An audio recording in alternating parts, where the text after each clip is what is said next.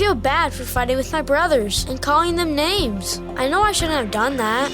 It's not too late to ask for forgiveness. Confess it to God and then tell your brothers you're sorry.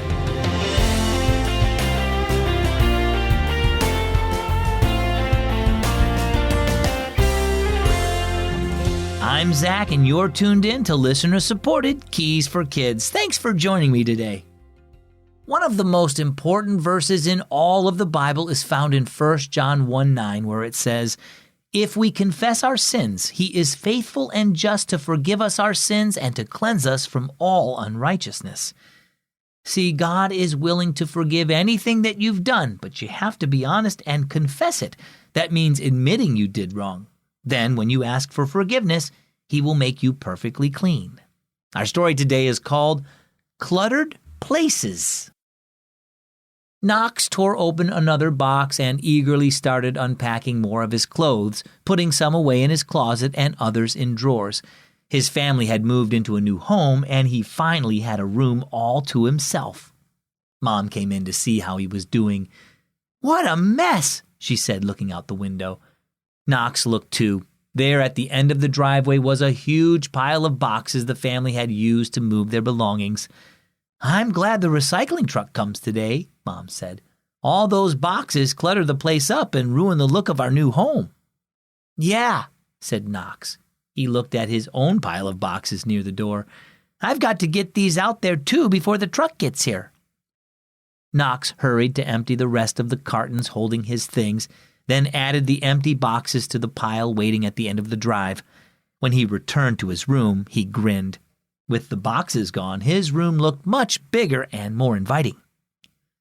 As they finished eating lunch a little later, the recycling truck came. They all watched as the boxes were loaded onto the truck and cheered as it drove away. Then Dad reached for his Bible.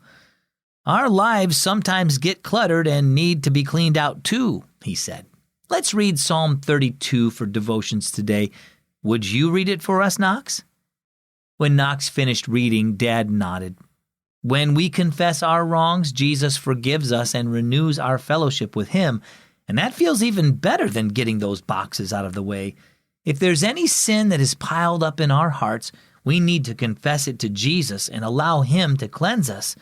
Let's each take a moment to think about what's been going on in our lives and confess any sin that's keeping us from fully enjoying our relationship with God. Knox bowed his head. There were a few things he'd done lately that were bothering him. "Lord, I'm sorry for fighting with my brothers and calling them names," he prayed silently. "Please forgive me and help me tell them I'm sorry too." He took a deep breath and smiled. He felt better already. Well, what about you? Is sin cluttering your life? When we try to ignore or hide our sins, it can get in the way of us enjoying our relationship with God. So don't let that happen. Examine your heart each day. Is there a bad attitude? A lie you haven't confessed?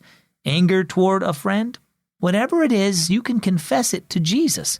Then enjoy the blessing of renewed fellowship with him and trust him to help you ask anyone else you've wronged for their forgiveness too. Then enjoy the blessing of renewed fellowship with him and trust him to help you ask anyone else you've wronged for their forgiveness too. Our key verse is Psalm 32:1. What joy for those whose disobedience is forgiven, whose sin is put out of sight.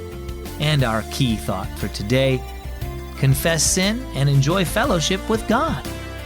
One of my favorite podcasts is the Unlocked Teen Devotional from Keys for Kids. There's a new episode every day for teenagers to grow closer to God. Just add it to the podcast you already listen to. Search Unlocked for Teens in your podcast app. I'm Zach with Keys for Kids.